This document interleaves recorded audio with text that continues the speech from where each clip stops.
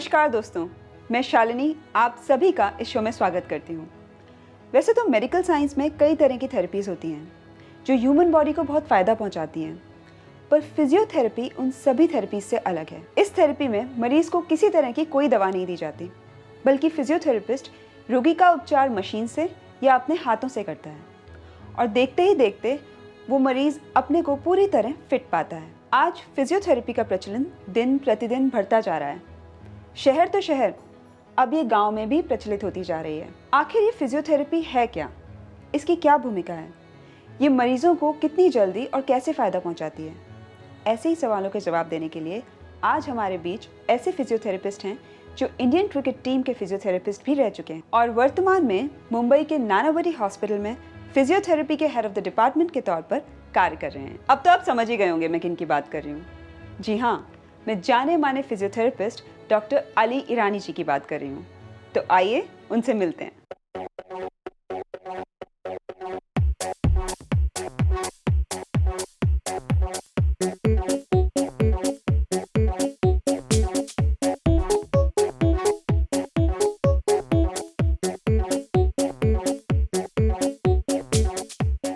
Thank you wellness channel का। मैं आज आपको बताऊंगा कि फ़िज़ियोथेरेपी क्या सब्जेक्ट है और किस लोगों को फ़िज़ियोथेरेपी की ज़रूरत है। जैसे कि एक डॉक्टर एक पेशेंट का उम्र बढ़ा सकता है, एक फ़िज़ियोथेरेपिस्ट का रोल होता है, उसका काम ये होता है कि क्वालिटी, वो पेशेंट का जो क्वालिटी है उसको बढ़ावा देवे और अच्छा करे। हमारे में पहले फिजियोथेरेपी ऐसा माना जाता था कि एक ऑर्थोपेडिक सर्जन आएगा, फ्रैक्चर को प्लास्टर करेगा, फिर फिजियोथेरेपी की रोल होगा। नहीं, आज हम साबित किए कि हमारा हर स्पेशलिटी में फिजियोथेरेपी की ज़रूरत है। जैसा कि एक लेडी है, प्रेग्नेंट है, राइट, उसके डिलीवरी से पहला प्री नेटल एक्सरसाइजेज होता है फिजियोथेरेपी में, जो उसका आसानी देवे उसको डिलीवरी में। और फिर पोस्ट नेटल एक्सरसाइजेज होता है कि वापस उसके मसल्स और जॉइंट को वापस मोबाइल कर सके। जब बच्चा पैदा होता है, शायद कुछ बच्चों ऐसे होते हैं कि उसको ऑटिज़म होता है, सेरेब्रल पाल्सी होता है या पोलियो होता है, उसमें फिजियोथेरेपी का बहुत रोल इम्पॉर्टेंट होता है। फिर जैसे कि बैक एक है, अपने कंधे में दुखता है, गर्दन में दर्द है, या आपको साइटिका है, या आपका नी में दर्द है, उसमें भी फिजियोथेरेपी का काफ़ी रोल है।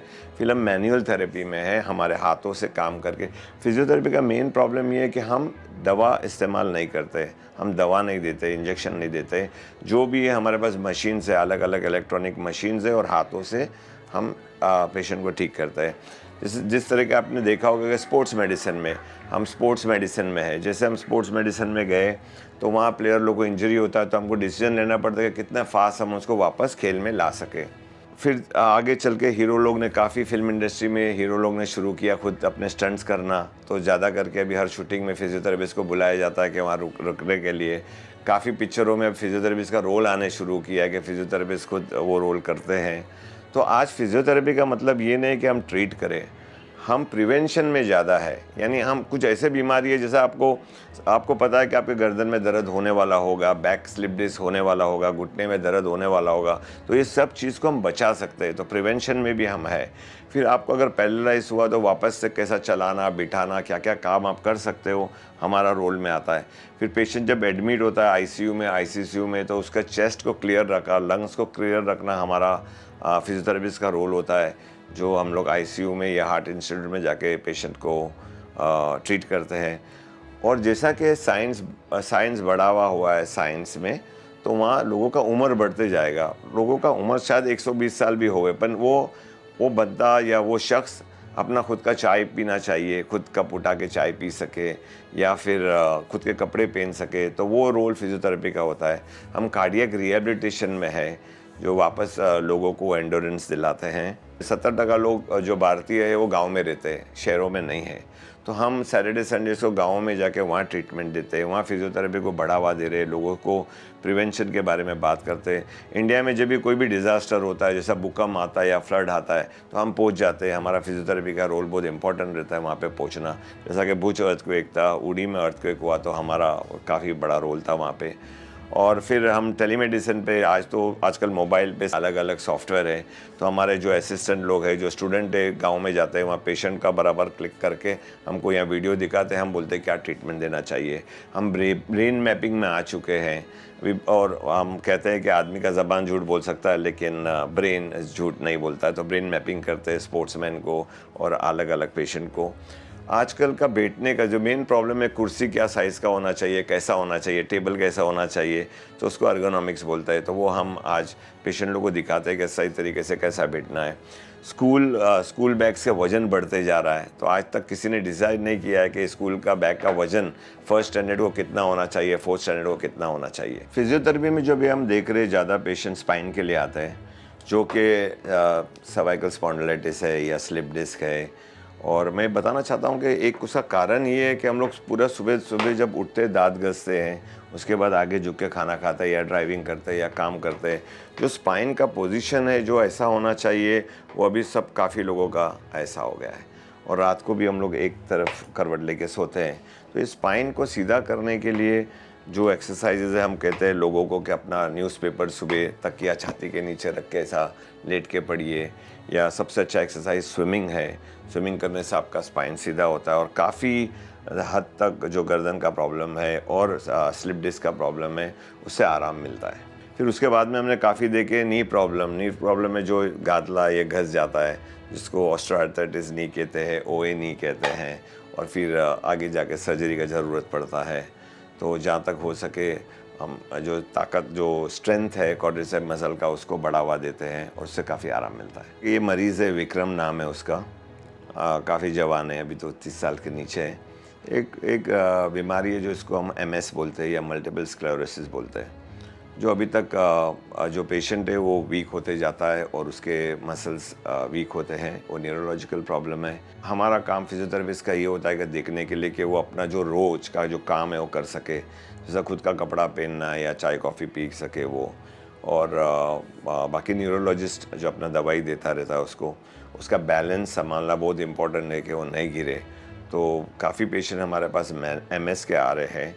और सेकंड जो आप प्रिया को देख रहे हैं, प्रिया भी MS है, जो यहाँ आने के बाद हमने उन्हें चलाना शुरू किया। नहीं तो ये लोग सब बेड रिडन थे, घर पे ही सोए पड़े रहते थे। और ये बचपन से नहीं होता, बाद में कभी भी 18 साल 20 साल की उम्र के बाद में शुरू होता है, और धीरे धीरे उन लोग का मसल्स वीक होते जाता है। और जब वो लोग चल सकते थे, दौड़ सकते थे, वो नहीं कर सकते, फिर धीरे धीरे बेड रिडन होते हैं। तो फिजियोथेरेपी से हम लोग वापस उन लोगों को चलाते हैं। ये जो लेडी आप अभी देख रहे हो, शीला मैडम, उसको 1 साइड पैरालिसिस है। वो एक साइड पैरालिसिस में एक साइड पूरा नॉर्मल है, दूसरा साइड नहीं है। तो हम लोग कैसे जो नॉर्मल साइड है उसका यूज़ लेके उसको एक्सरसाइज करा रहे हैं, जो आप देख रहे हो अभी, और स्ट्रेंथ बढ़ा रहे हैं उसका। और ये एक्सरसाइजेज एकदम सिंपल वे में हम बताते हैं कि वो घर पे भी दिन में 3-4 दफ़ा कर सके। ये जो पेशेंट देख रहे हैं आप, राजेश जी को, इसका स्कूटर एक्सीडेंट हुआ था, काफ़ी नी के आसपास में फ्रैक्चर हुआ था, जो अभी भी रॉड डाला गया है, स्क्रूज डाले गए हैं नी पे। तो उसको उसका फुल मूवमेंट और चलाना, तो अनइवन सरफेस पे, सॉफ्ट सरफेस पे ये जो चल रहे आप देख रहे हो, और चढ़ान चढ़ना, तो उससे उसको हेल्प होता है कि बाद में सीढ़ी भी चढ़ सके। ये पेशेंट का हाथ का फ्रैक्चर था, और आप देख रहे हो कि उसका राइट हैंड काफ़ी स्ट्रेंथ ज़्यादा है और ज़ोरदार है, पर लेफ़्ट नहीं है। तो उसको हम लोग हर बार याद दिलाना चाहते हैं कि राइट से आप बॉल को दबाइए। अब ये ताकत लेफ़्ट में भी आना चाहिए, उसके लिए फिर पहला राइट में वो ट्राई करके फिर लेफ़्ट में कोशिश करता है कि वही ताकत उसमें है वो आ सके उसमें।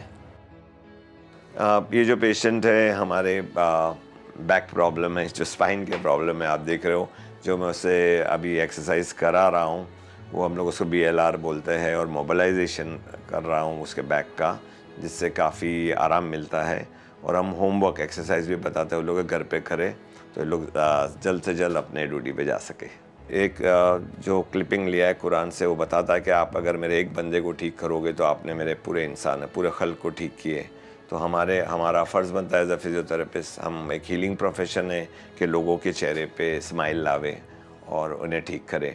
तो अगर एक शॉर्टकट में अगर बोला जाए, या एक सिंगल लाइन में बोला जाए, तो फिजियोथेरेपी का रोल वॉर्म टू टोम बोलते हैं। यानी बच्चा जो पैदा नहीं हुआ है, हमारा एक रोल बनता है माँ को फिजियोथेरेपी देना कि उसका डिलीवरी सेफ़ रहे, ईजी रहे। कब तक? हमको जब तक एक आदमी ज़िंदा है उसको चलना, अपना कपड़ा पहनना, खुद का चाय पीना, ये सब उसको बताना फ़र्ज़ होता है फिजियोथेरेपिस्ट का।